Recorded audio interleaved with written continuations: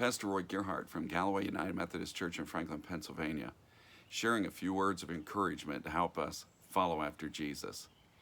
You know, whenever you go out to get something to eat, you always want to get what you really like, right? You're hoping that they have your favorite. But you know what?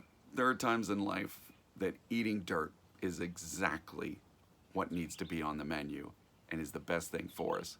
Now, whenever I say that, I'm not talking about literally spooning up dirt, but I'm talking about eating some humble pie, dealing with the consequences of our actions in a way that has us eating dirt, that we have to deal with it and be able to face it and have it really be digested in our lives. You know, there are so many wonderful modern marvels that we are blessed with today, so many things with medicine and technology that we can really help ourselves with so many different things, you know, and you get sick and there's a pill for that. At least we're hoping, though, that there's a pill, there's a treatment, there's something to be able to cure that. Whenever there's a problem arises, we're always hoping that we're going to be able to find some answer in technology and science that will solve that problem. We'll be able to fix it. Don't you worry, we've got this. We've got it handled. But that can breed in us kind of a mindset that we believe that there's always going to be some fix. And worse yet, we can end up in our lives thinking that there's always someone who's going to fix our mess ups, that someone else will clean up the mess for us, and that we can just kind of go about our business doing whatever we want and never really have to face those consequences, never really have to deal with the fallout for what we do.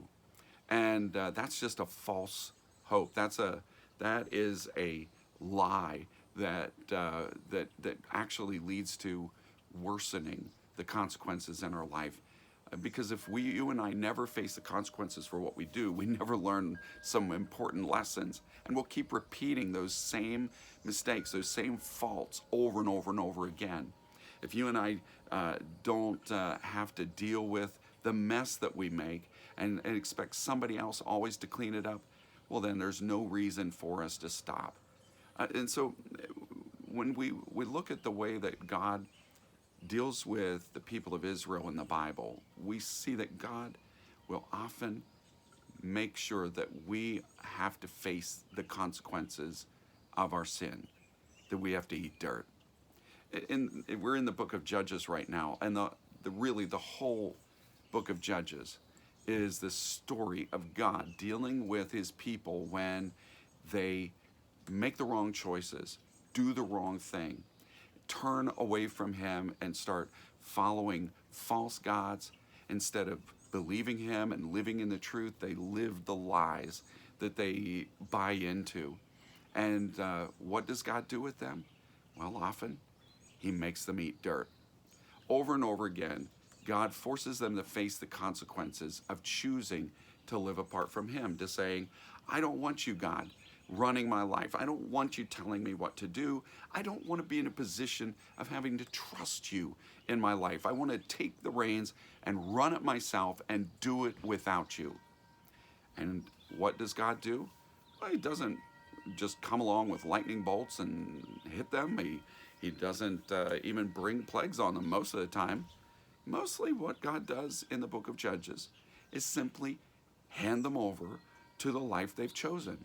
He lets them become subject to the people who attack them, and over again, they will end up subject to these enemies.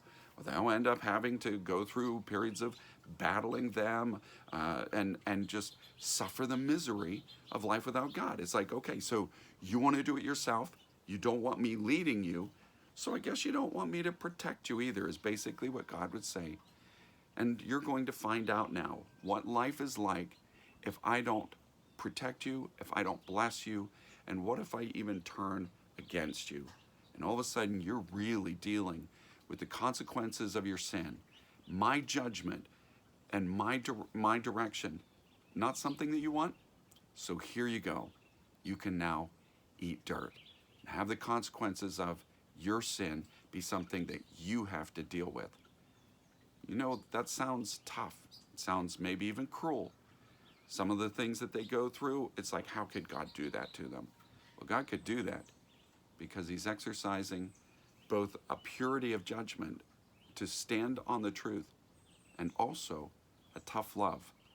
Sometimes when you and I experience the consequences of our evil actions, of our sinful choices, it is God's mercy reaching out to say, turn it around, repent, let's get this thing straightened out. May God bless you today, and as you share this good news, may God make you a blessing wherever He takes you.